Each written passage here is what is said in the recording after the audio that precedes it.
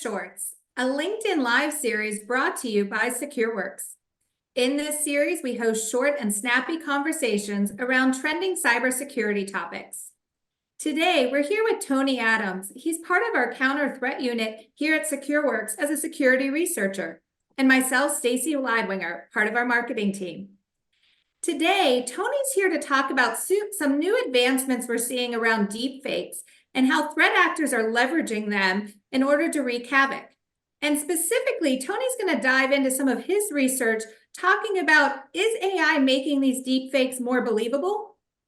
So Tony, thank you for coming today, and I'm just going to jump in. So to get started, this week there were a number of press articles out around how deepfakes are being used in the primary elections in the United States, specifically in the state of New Hampshire and some robocalls. I thought maybe you could give us a little bit of background around what's happening, kind of describe what deepfakes are, especially given your background around election security and being a poll worker yourself. Yeah, hi Stacy. Thanks. Yeah, so this week's event was pretty interesting. So essentially, for those that are unfamiliar with the event, on Sunday, January 21st, in the state of New Hampshire, there were some residents that received a recorded message or a robocall that related to the upcoming New Hampshire primary election that was to occur on Tuesday of this week. The call discouraged voters from heading to the polls and participating in that primary election. And it urged them to save their vote for the fall, the general election, which really doesn't make sense because as a voter, you're entitled to participate in both of those if you're a qualified and registered voter. So the interesting part of this, of course, is the fact that the voice message sounded as though it was coming from President Joe Biden, and the call was spoofed to make it look like it was sent from a member or the phone number of a local political committee member that was running a write-in campaign supporting the president. So complaints were lodged by those New Hampshire residents, and now the Attorney General's office is investigating that incident as a potential case of voter suppression. As far as deepfakes go, that wasn't the most polished example that I've seen before, but essentially it was called a deepfake because it's believed that it was generated using emerging AI technologies, which allow people to create content that sort of mimics or impersonates another individual's voice. It's usually used to impersonate a celebrity or a notable person. So deepfake, that term dates back to 2017, and it was the name of a Reddit channel where people discuss the practice of superimposing celebrity faces onto video content, but now it's kind of come to be used for a wider set of categories, including photo and audio content. But basically, it boils down to the deepfake is an unauthorized or unethical use of someone's likeness in AI-generated media. So Tony, I've seen a lot about deepfakes, all the way from memes on social media to real cases like the one you just spoke about. There seems to be a lot of hype. How prolific do you think the use of deepfakes are right now in the cyber landscape? Yeah, there's been a lot of press about it. I would say that most of the stuff that I've seen is talking about the use of deepfakes in influence operations, or in this case, election interference. Influence operations are disinformation campaigns that are intended to spread a false narrative that generally wants to sow mistrust or confusion, or maybe deepen some political or ideological divides. And I think with respect to the election interference concerns, 2024 is going to be a big year in terms of elections. By some estimates, about half the world's population will be participating in an election in the roughly 60, 70 countries, and it's believed to be the biggest one in history. So this week's deepfake incident, that's probably why it rose to the attention and got a lot of press. In terms of the technology itself, I mean, over the last 10 years, there have been huge advances, as you know, in artificial intelligence, and specifically in these two areas called generative AI and then large language models. It's been driven by an explosion in research and development efforts, and then the sort of general availability around high performance graphics cards.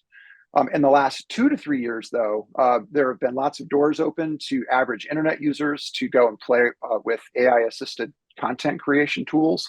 The barrier is now pretty low. There are mobile apps and web-based services that provide those opportunities. some that may be familiar to viewers are ChatGPT's Dolly service or Midjourney. Those allow you to create synthetic images, and those are pretty nifty. For more technically advanced users, there are quite a number of open source projects available that allow you to sort of dabble in voice emulation or face swapping. And then, of course, there are a bunch of commercial offerings that are popping up, and those can be used at either sort of a free for a sample version or a small fee just to kind of get in and play around. But one of them that we tested, some colleagues tested recently, provided a platform for building AI-assisted phone agents for AI phone calling. And with just a few minutes of uploaded audio content of a colleague, it created a pretty realistic simulation of their voice that was then later used in the sort of conversational AI-driven phone agent. It's pretty neat. But the technology, of course, has benign uses and malicious uses. I would say in terms of malicious use, it's not really that prolific yet. I just couldn't find all that many examples of deepfake videos that were sort of being used for malicious intent. I would say there's some great research by folks at a company called Graphica. They recently identified some pro-Chinese content that used AI-generated video footage of fictitious people. And it turns out that that footage of news anchors was later determined to be created by a commercial service of a UK-based AI video company. So that in that case, those people didn't even use their own technology. The one that I like to kind of point to is the most like high-profile recent case of deepfakes was about a couple of weeks following the invasion of Ukraine by Russia. There was a deepfake video of President Zelensky that circulated on social media, and he was falsely urging Ukrainians to surrender. And the interesting aspect of that one is that the video's release, it coincided with the hacking of a Ukrainian news outlet that promoted the same false message from their president. And this suggested it was part of a larger cyber-enabled influence campaign. That video was pretty crude if you look at it, and it was quickly debunked and taken down. So those are just a couple of examples on sort of the state-sponsored side that kind of stand out. No, Tony, I think everyone needs to be aware of what's happening, especially like you pointed out, really with over 49% of the world going into an election year. I suspect we will see more of this. But for those that might be inside an organization, maybe either leading or on the security team, what should they be aware of in terms of how deepfakes might be impacting them and things to keep an eye out for? Yeah, I asked around, and of the many IR engagements that we run per year, there hasn't been a case yet of deepfake or generative AI sort of content coming into play in any of those. So again, it's not really prolifically used. I did look and find that there were two public service announcements that the FBI released in 2022. One of them warned of scammers that were using virtual meeting platforms and deepfake audio to essentially impersonate a CEO or a CFO, and they were engaging in a sort of a fraudulent funds transfer scam.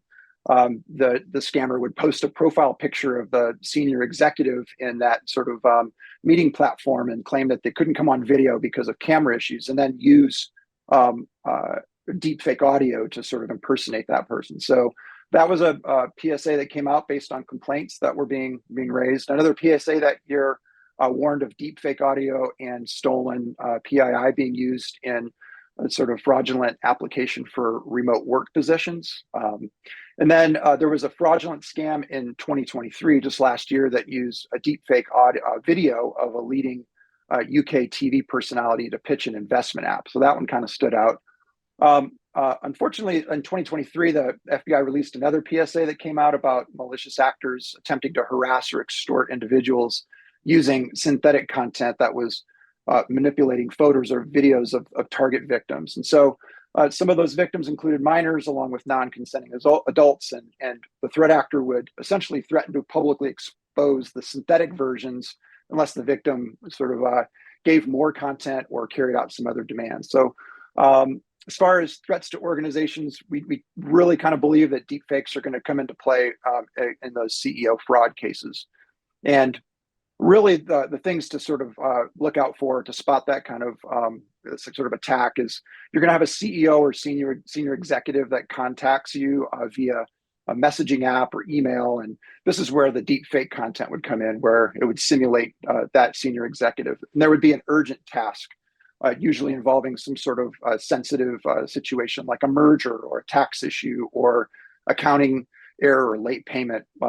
In the sort of handoff stage of this, they might bring in a third party individual who's an expert in the field, and finally they would transition to the close, which would be, you need to really kind of execute this fund transfer immediately and disregard our normal processes, and don't attempt to validate the transaction. So the social engineering aspect of that most likely, in the case of deepfakes, would sort of come into play there. So Tony, some of the advice you just shared sounds very similar to the things that we've been saying around phishing for years, right? Watch those urgent requests, unusual requests from your senior leadership. Is there anything else in terms of deepfakes that people should be looking out for, or tips that they might want to question what they're engaged in and be aware of? Yeah, certainly. If the hair is standing up on the back of your neck, there's probably a reason to go and maybe ask your security group for help just to verify the authenticity of the ask. But if we talk about deepfakes in particular, kind of break down into three categories. The photos, they're oftentimes are referred to as GAN images, generative adversarial network images, and these we've probably seen the most in influence campaigns. They're sort of high quality profile shots that are incorporated into the bios of individuals like journalists or writers or professionals. And research has shown that GAN images can be identified because the images are created starting with the eyeballs. And so if they line up next to other GAN images and their pinpoints of the eyeballs are right on top of each other, it's usually a telltale sign that it's come from one of these GAN image generation tools. Other oddities might be like a single earring or a transition in hairline or eyeglasses. The shoulders is just kind of off. So those are kind of things to look for in GAN images. As far as deepfake audio, you could listen for, like in the case of the Biden robocall, there's sort of clipping in the audio. It's not, the quality isn't that rich. You might also hear like aberrations in the speech. There might be like little robotic sounding elements in it, or weird transitions from sentence to sentence. And then I think also with respect to the conversational AI sort of deepfakes, where you might actually be engaging in a conversation with that kind of technology, there's going to be a timing delay where you say something and then maybe there's like a half second or second delay in the response. That could be an indication that you're talking with somebody who's not really authentic. And then as far as the deepfake videos, you essentially focus on the facial area. That's where they tend to try and simulate the individual. And you'll see like lossiness around the edge of the face, or maybe the audio track doesn't necessarily align really well with the mouth movement. So those are some of the indicators of deepfakes. No, I think it's helpful tips, and it's almost with so much AI being used, even in social media, kind of voiceover of TikToks or YouTube clippings and things. I feel like sometimes we become immune to them. So I think a big part of this is just awareness and what to be looking out for. And with that, kind of the final question, for any organization that is really trying to stay ahead of the trend, make sure that they're keeping an eye out, how can they best protect themselves from deepfakes? Yeah, it's a great question. Really, like deepfakes, if we talk about both hypothetical or real attacks, an organization's users are going to be the target, and that's where the deepfakes are coming in. This is basically an evolution in social engineering attacks. So modern corporate security training programs should certainly have a section in it that covers AI technology and the ways that it can be abused in targeting employees. Deepfake examples, they could focus on the ways that voice and video content are manipulated to simulate real life individuals. There are some great free resources out there that you could incorporate into your training program, and they challenge your ability to detect fake material by presenting a real version and then a manipulated version of the content next to each other. So kind of fun, but could be incorporated into your program. And then also, there are opportunities to maybe integrate third-party deepfake detection offerings into your business processes. The digital identity verification market is growing, and there are companies that offer a range of services and platforms that are designed to detect inauthentic content. Ultimately, though, companies should assess their own risks and the sort of risk that manipulated content may present. This could apply to things like intellectual property theft or claims fraud, or maybe the use of deepfakes simply as a means to overcome a voice or video-based authentication process. So those are just a few examples, but deepfake detection services could be applicable in those cases. Well, Tony, I really appreciate your time today and knowledge around this. I think it's something we'll keep an eye out on for the rest of the year and see how it evolves and matures over time. I think it's good to know that we're just at the start of it, and we're learning, right? So education's the first step. As always, if you're looking for more information around the state of the threat, if you find yourself in an incident, or you're looking for what is the best way to help protect my organizations, please visit secureworks.com. We are here to make sure that we can help you secure your mission at all times. Thanks everyone who joined us today, and thank you again, Tony. See you later. Bye.